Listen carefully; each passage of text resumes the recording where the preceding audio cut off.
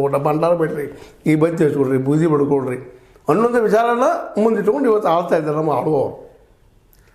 ಹೀಗಿದ್ದಾಗ ಇದು ಜಾತಿ ಸಮೀಕ್ಷೆ ಮೋಸ್ಟ್ಲಿ ಆಗಲಿಕ್ಕಿಲ್ಲ. ಈಗ ನೋಡ್ರಿ ಆಲ್ರೆಡಿ ನಮ್ಮ BJPಗರು, ನಮ್ಮ JDSದವರು, ಇನ್ನುಳಿದ್ರೆಲ್ಲ, ಈವನ್ ಕಾಂಗ್ರೆಸ್ನಲ್ಲೂ ಕೆಲವು ಜನ ಇದು ಮಾಡಿಕೊಡಬಾರದಪ್ಪ ಜಾತಿ ಗಣತಿ ಅನ್ನುವಂಥ ವಿಚಾರಧಾರೆ ಅವರು ಹಚ್ಚಿದ್ದಾರೆ.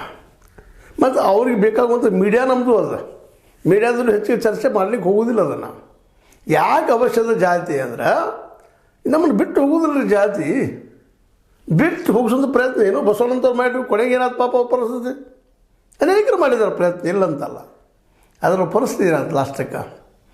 ಅಂಥ ಪುಣ್ಯಾತ್ಮರಿದ್ರಂತ ಒಂದಿಷ್ಟು ಇವತ್ತು ಜಾತಿಗಳು ಒಂದು ನಡಕಿನ ಹೊಂದಾಣಿಕೆಯೋ ಅಂತರ್ಜಾತಿ ವಿವಾಹನೋ ಮತ್ತೇನೋ ಆಗ್ತಾಯಿದ್ದಾವೆ. ಅಂಥವ್ರು ಬರೆದು ಹೋಗಿದ್ರೆ ಗಾಂಧಿ ಅಂತವರು, ಅಂಬೇಡ್ಕರ್ ಅಂತವರು, ಬಸವಣ್ಣಂತವರು, ಪುಲೆ ಅಂತವರು, ಇವ್ರು ಯಾರೂ ಬರೆದು ಹೋಗಿದ್ರೆ ಪಾಪ ಈ ಬಿದ್ದ ಸಮುದಾಯಕ್ಕೆ ಧ್ವನಿನೇ ಇರ್ತಿರಲಿಲ್ಲ, ಶಿಕ್ಷಣ ಕೊಡ್ತಿರಲಿಲ್ಲ. ನೋಡಿ ಒಂದು ಕಾಲ ಇದೆ ಜಾತಿಗಳ ಆಧಾರದ ಮೇಲೆ, ಧರ್ಮದ ಆಧಾರದ ಮೇಲೆ ನಮ್ಮ ಶಿಕ್ಷಣ ಕಸ್ಕೊಂಡ್ರಿ ಎಲ್ಲರೂ.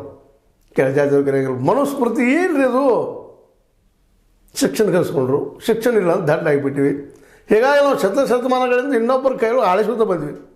ಇದು ಸತ್ಯನ ಈ ಜಾತಿಗಳಿಂದನ. ಅದಕ್ಕೆ ಇದು ಬಿಟ್ಟು ಹೋಗೋದಿಲ್ಲ. ನಮ್ಮನ್ನು ಹುಟ್ಟಿಂದ ಬರುವಂಥ ಈ ಜಾತಿ ನಮ್ಮನ್ನು ಹುಗಿಯುವವರೆಗೆ ಸುಡುವವರೆಗೆ ಬಿಡೋದೇ ಇಲ್ಲ. ಅಂದಾಗ ಮತ್ತು ಜಾತಿ ಸಮೀಕ್ಷೆ ಮಾಡಲೇಬೇಕಲ್ಲ. ಇವ್ರು ಜಾತಿಯಿಂದ ಹೊಡೆಯಾಗಿದ್ದೀರಿ ಅಂತ ಹೇಳ್ತಾ ಇದ್ದಾರೆ ಎಲ್ಲರೂ.